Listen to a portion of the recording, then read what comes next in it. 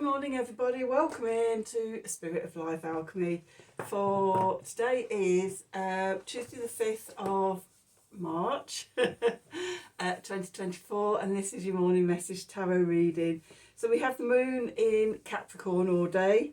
It's going to form a sextile to Saturn in Pisces, and then an earth trine to Jupiter in Taurus. So it's a day to slow down, pause, ground into your physical senses, your desires, and know your self-worth, and your deservability, because it's all being supported by source, by spirit today. We're really feeling held. So with take my glasses off, because all you can see is my little the light rings in my glasses. It makes me laugh. I can't take myself seriously when that's all I can see reflected back at me. Anyway, so let's do our morning message tarot reading for Tuesday the 5th of March 2024 and see what the cards want to tell us. Right, so what do we want? Let's have the Sacred Symbols Oracle deck, and what haven't I used for a while? The Wild Unknown is calling to me. So let's see, what do we need to know? Oops. See, what do we need to know for Tuesday the 5th of March 2024? Messages from Spirit, please, for the collective. What help, advice, support and guidance can Spirit give the collective? Help us navigate today's energies for our highest and greatest good. What do we need to know?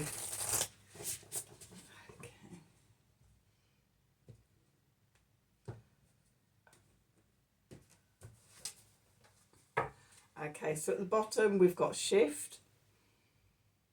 Okay, and I am aware I've seen shadow there. So we've got a shift, soulmates or soulmate. Okay, and transformation. Okay, just put these back. Okay. So the first thing I'm noticing and seeing is the patterns, the reflections. So in shift we've got the two triangles. You know, if you folded that in half, you'd have like mirror images of each other. With the soulmates card, if you did the same thing, you'd have mirror images of the other side. You could do it that way. Okay, so folded over that way, or you could do it that way and you'd have mirror images. And then we have transformation again with the butterfly. You could do the same thing. So I'm getting a message of reflections and mirror images, and with the shadow cards. So if you've been existing in a shadow or in a negative, okay, the opportunity today is to transform ourselves and to shift that energy into the positive, into the light, into the love energy. Soulmate for me can often is your own relationship, your human relationship to your soul essence. Okay. First rule of everything is self-love. Love yourself before relationships or anything like that. And the way I read the cards, it's internal transformation, not sort of people people outside, although they do act as mirrors for us. Okay, the 7th house, of which is like partnerships, business partnerships, marriage, long-term serious relationships, but it's also sort of the shadow. It's a descendant. It's a thing that sort of until we do the inner work, we're attracted to other people that have that quality. okay? And so we're attracted to others that have that quality until we do the work and we bring that quality out in ourselves. So we often learn from other people, and it can be through mirroring. I remember sort of years ago, about 15 and a half, 16 years ago, at the start of the relationship I'm in, just sort of how much we were both mirroring each other in the first few months and things. I'd never noticed that before in a relationship with anybody, and I suppose sort of 16 years later, you know, that we've lasted that long, and sort of we've learned we've learned from each other. And very much individuals as well. For most of the time we've been in relationship, we haven't lived together, we haven't even been in the same country, and at times not even in the same not in the same city, but at times not even in the same country. So maybe there's something in that as well. But yeah, it was just sitting there and watching us sort of interact together and seeing that mirroring going on. But it was that's why we were attracted to each other, is because we had something that each of us needed to bring out in the other. So yeah, it's always about the inner work. Even if it's somebody else coming into your life, they're reflecting at you what you need to bring out in yourself. So anyway, let's get on and do some cards.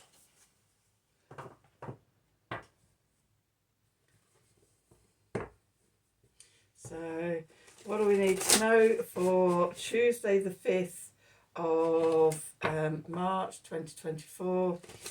Messages from Spirit for the collective. What help, advice, support and guidance can Spirit give the collective to help us navigate today's energies for our highest and greatest good? What do we need to know?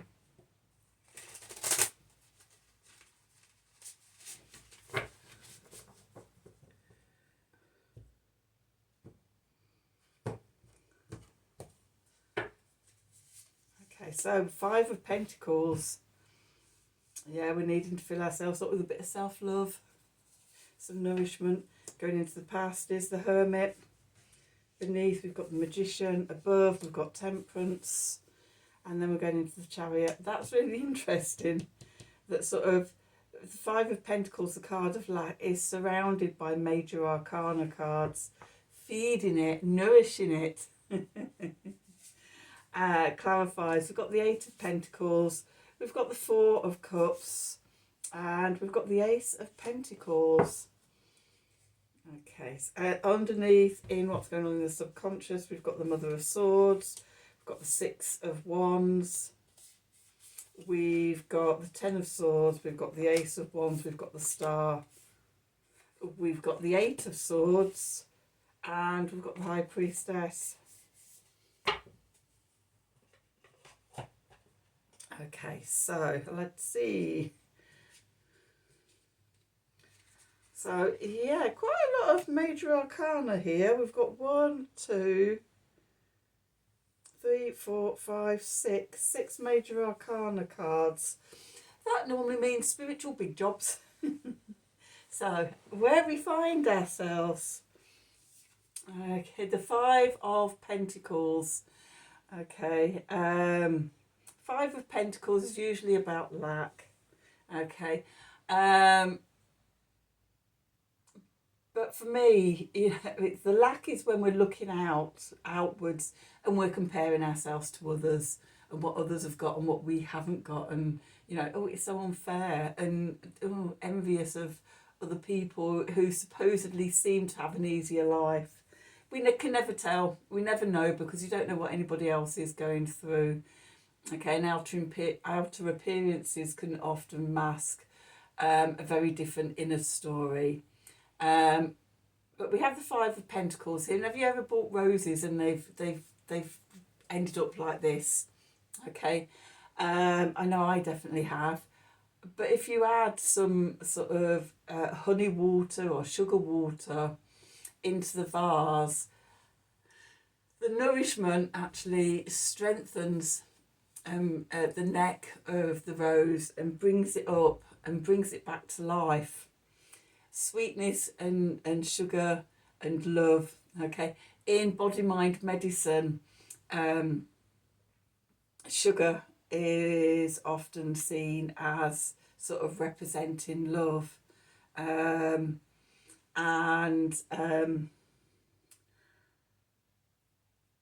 yeah, as an underlying thing, often sort of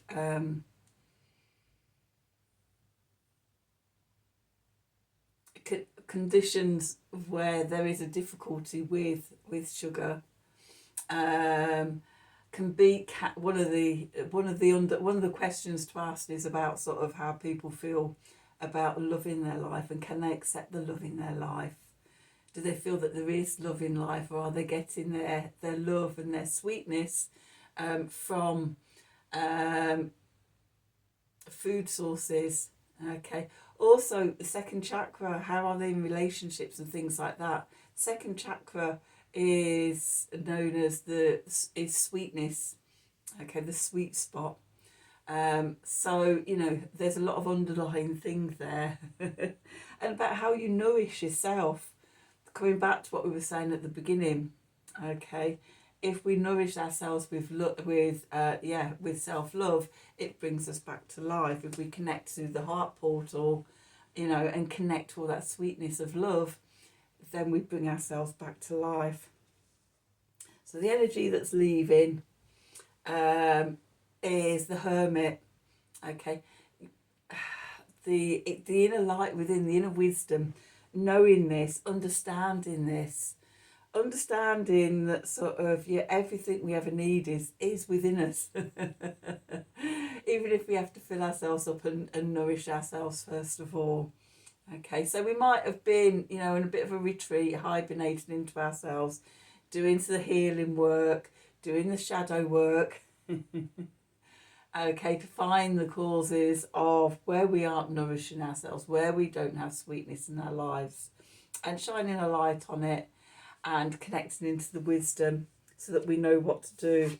Our foundation then is the Magician, which again is telling us all the resources are within. The swords, the wands, the chalices, the pentacles, all that energy, all those elements are within us. Okay, and we could manifest out into the world because we know and we can use those elements for that creation. Message from Spirit is we need to keep them all in a bit of balance. Okay, so have a look within. Okay, how's your physical reality? How's your physical body? How's your emotions? Okay, how's your mind? How's your spirit? How's your soul? And seeing if there's anything out of balance that needs bringing back into balance. Okay, and what's taking it out of balance? You know, we need to get into the root of that lack of nourishment. Okay, so coming back into balance. Okay, and then what we're moving into is the Chariot.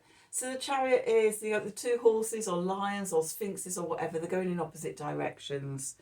Okay, often one's black and one's white, representing heart and mind. Okay, and the job of the charioteer, I can't, is to have those horses or lions or whatever going in the same directions. Head and heart together, working together in the same direction. Heart-centered consciousness coming from the heart is what carries us forward into progress, into victory. We've got the two victory cards out. We've got the Chariot here, what we're moving into, and we've got the Six of Wands bubbling up from the subconscious. Okay, so the clarifiers on that. We've got the Eight of Pentacles. We've been showing up. We've been doing the work. And so it may feel like we're just waiting and waiting and waiting, and nothing's biting. Nothing's flying into our web we've weaved, and we could be losing a bit of heart. The Four of Cups here, a bit of caught up in the mundane, doubting ourselves, doubting that the spiritual path is for us, doubting that all this stuff is real. well, why hasn't it shown up? I've been doing this for years. Why isn't it showing up? Okay. Because maybe it's just trying to. Maybe it's just around the corner. We have the Ace of Pentacles here. Something physical showing up in your physical world, a new opportunity, a new opening. And we have the Star card in the subconscious. So again, new beginnings, healing, and then into new beginnings, wishing upon a star. You know, what do you want to create in your world?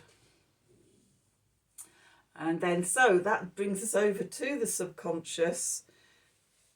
Okay, we've got to start off. We've got the Mother of Swords here, the Queen of Swords, fixed water. Fixed water, Scorpio energy, you know, being in tune with your intuition, not afraid to dive deep into the shadow lands of the subconscious. I laughed because at the other end of the subconscious cards, we've got the High Priestess. She sits in silent meditation and she receives the knowing. Okay, and I see, I ignore that because I was thinking in my head I had Queen of Cups, not Queen of Cups. We've got the Queen of Swords, haven't we? So we've got fixed air. Fixed air is Aquarius energy. We've got Mars and Venus in Aquarius still at the moment. So although the Sun's moved on to Pisces and Mercury, we've still got a Aquarius influence, plus Pluto's in Aquarius. So the Queen of Swords, she has brilliance. Her mind is brilliant. She's independent. She can see BS a mile away, and she cuts it. She's got no time for it. She cuts it away. She has her eye focused on her vision and the truth, and yeah, possibly has a dark sense of humour as well. But yeah, there's no messing with her. And I think sort of, you know, being like that and cutting away with that which limits us. Okay, we've got the Ten of Swords in here as well, and the Eight of Swords. That transformation, that negative to positive, cutting away the negative. We don't need it. It's not helping us. Okay. With the Six of Wands here, this is the Victory card. Okay, this is a transformation. We've got a butterfly in the Oracle deck, transformation. And we've got the butterfly in the Six of Wands here, transformation. It comes by letting go of old mindsets and old patterns, the negatives. Ten of Swords, you come to the end of that mental road, that old mindset and things. It's not serving me anymore. Let me let it go, okay? And as you let that go, it opens up new inspiration and fire, the Ace of Wands. So we've got two aces. We've got the Ace of Pentacles and we've got the Ace of Wands here. We're fired up with inspiration and motivation for a new beginning. Okay. With the Star, I mentioned the Star before, you know, healing, new openings, new beginnings, new opportunities, wishing upon a star. Okay, coming out of the chrysalis. We've been going through a transformation. Okay, that shift, that soulmate, those reflections and everything. Okay, we've been in a bit of stasis while we transform. Okay, and now with the other butterflies, it feels like it's time to begin coming out of the chrysalis. Okay, trusting ourselves and nurturing ourselves in our vulnerability, because we're very vulnerable when we come out of the chrysalis. Okay, we start unfurling our wings. Our wings are wet, they need to dry off. Okay, we need to sort of practice flapping them to build up strength so that we can actually fly. Okay, so we're in this new beginning. It's unfamiliar. We're unfamiliar with ourselves. You know, the last thing you knew, you was a caterpillar. munching away through leaves and things like that. You come out of this cocoon, this chrysalis, and it's like, oh, wow, look at me. I've got wings. Okay, and it's a different existence. You can fly. Okay. But it's tapping into that knowing and remembering. Okay. I was reading something about sort of, when the caterpillar goes into the chrysalis, it completely dissolves into a goo, brain and all.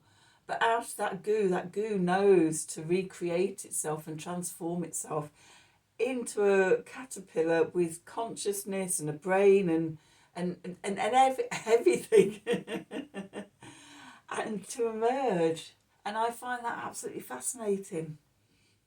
Okay, that in this goo, there's everything, all the consciousness, all the programming, all the critical stuff that it needs to turn itself into a butterfly. Okay, and then we have the high priestess. Okay, she tunes into her higher self, listens to the whispers on the breeze. She's in silence. She's just receiving all the downloads and all the channeling and all the messages and everything, so that she can take it in, so that she can transform it into new life. Okay, so let's just have an Art of the Sacred Wheel card.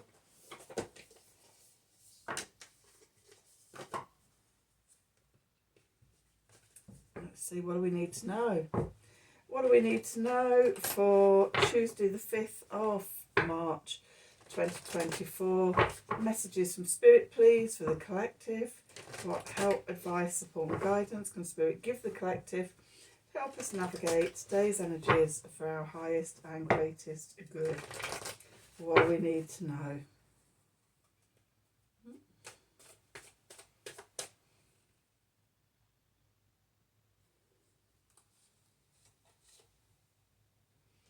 Commitment number 12. Tuning into her pulse.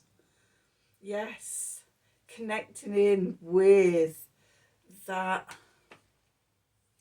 pulse of life and fire and connection. The next full moon, actually, this card is the Libra full moon. It's the first full moon of spring, but after the first full moon after spring equinox. So sort of we're getting into the light half of the year, and those little sparks of inspiration that we've been gestating and things. Okay, we're tuning in now to the direction that we need to go in. Okay, and making a commitment on that path. So that's your reading for today.